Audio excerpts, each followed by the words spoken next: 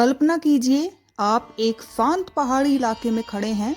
सामने एक साधारण सा पहाड़ दिखाई दे रहा है, लेकिन जैसे ही आप थोड़ा आगे बढ़ते हैं आपकी आंखें ठहर जाती हैं, क्योंकि उस पहाड़ के बीच से एक विशाल मंदिर उभरता हुआ दिखाई देता है। ऐसा लगता है जैसे किसी ने पहाड़ को काटकर उसके भीतर छिपा मंदिर बाहर निकाल दिया हो। यही है कैलाश मंदिर।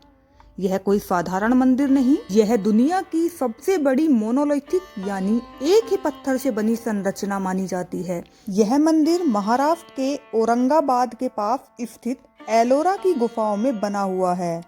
सबसे चौंकाने वाली बात क्या है?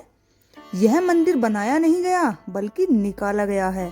मतलब पहले पूरा पहाड़ था, फिर शिल्पकारों ने ऊपर से नीचे की ओर पत्थर हटाना शुरू किया। धीरे धीरे पूरा ढांचा बाहर आता गया। अगर शुरुआत में 1 इंच की भी गलती होती तो पूरा संतुलन बिगड़ सकता था, लेकिन ऐसा नहीं हुआ। यहाँ खड़े होकर जब आप ऊपर देखते हैं तो समझ में आता है कि काम कितनी ऊंचाई से शुरू हुआ होगा।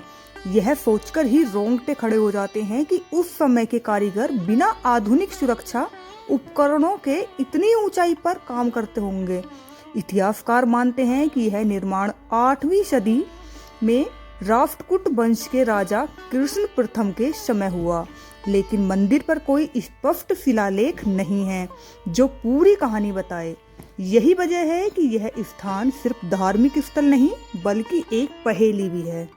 जब आप पहली बार इसे देखते हैं मन में सिर्फ एक ही सवाल आता है कि आखिर कैसे।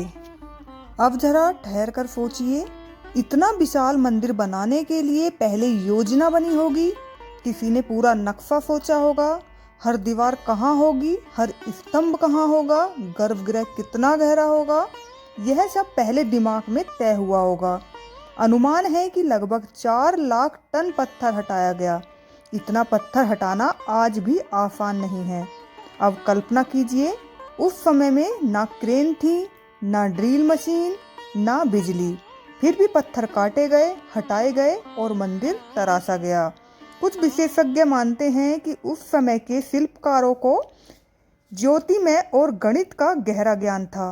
भार संतुलन, दूरी, कोण सब कुछ सटीक है। मंदिर की संरचना इतनी संतुलन है कि सदियों बाद भी यह मजबूती से खड़ा है। सबसे अनोखी बात यह है कि इसे ऊपर से नीचे काटा गया। इसका मतलब है कि गलती सुधारने का मौका लगभग नहीं था। अगर नीचे से ऊपर बनाते तो सुधार संभव था, लेकिन यहाँ तो शुरुआत ही सबसे कठिन थी। क्या उनके पास कोई विशेष तकनीक थी?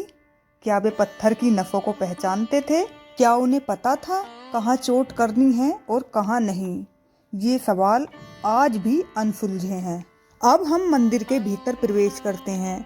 सामने नंदी मंडप है, आगे मुख्य गर्भगृह है जहां भगवान शिव की पूजा होती है। पूरा मंदिर कैलाश पर्वत का प्रतीक माना जाता है। ऐसा लगता है जैसे शिव का धाम धरती पर उतार दिया गया हो। दीवारों पर रामायण और महाभारत के दृश्य बने हैं। रावण द्वारा कैलाश हिलाने का दृश्य विशेष रूप से प्रसिद्ध है। पत्थर पर उकेरी गई आकृतियों में भाव साफ दिखाई देते हैं। जब आप इन मूर्तियों को देखते हैं तो लगता है जैसे पत्थर जीवित हो गया हो।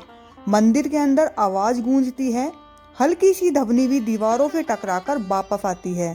शायद इसे इस तरह डिजाइन किया गया था कि मंत्र उच्चारण पूरे परिसर में फैल सके। अब सबसे रहस्यमयी हिस्सा, इतना विशाल निर्माण, लेकिन निर्माण की पूरी प्रक्रिया का लिखित विवरण लगभग नहीं मिलता। क्यों? क्या दस्तावेज समय के साथ नष्ट हो गए या उस समय ज्ञान मौखिक रूप से आगे बढ़ता था? कुछ लोग कहते हैं कि यह काम दशकों तक चला होगा। कुछ मानते हैं कि इसे कम समय में पूरा किया गया। इतिहास के पन्नों में स्पष्ट जवाब नहीं है और यही कारण इस मंदिर को और भी रहस्यमयी बना देते हैं। आज दुनिया भर से पर्यटक इन्हें देखने के लिए आते हैं, चाहे वो इंजीनियर हों, इतिहासकार हों या आर्किटेक्ट हों, सब देखने के लिए आते हैं। कई विदेशी विशेषज्ञ इसे मानव प्रतिभा का शिखर मानते हैं। जब आप इसे सामने से देखते हैं तो समझ आता है कि यह सिर्फ एक मंदिर नहीं है, यह एक बयान है, एक घोषणा है कि प्राचीन भारत की कला और ज्ञान कितना आगे था। यह हमें गर्व दिलाता है यह हमें सोचने पर मजबूर करता है। लगभग 1200 साल बाद भी यह मंदिर अडिल खड़ा है। इसने तूफान देखे, बारिश देखी, समय का असर देखा, लेकिन आज भी यह अपनी जगह पर मजबूत है। शायद असली रहस्य तकनीक में नहीं, विश्वास में है, समर्पण में है, उस धैर्य में है जो शिल्पकारों के पास था। कैलाश मंदिर हमें सिखाता है कि जब इंसान ठान ले तो असंभव भी संभव हो सकता है। यह सिर्फ पत्थर नहीं है, यह इतिहास है, यह आस्था है, यह हमारी पहचान है। तो अब सवाल आपसे है, क्या यह सिर्फ इंसानी हुनर का कमाल है या कुछ और? अपनी राय जरूर बताइएगा। हर हर महादेव।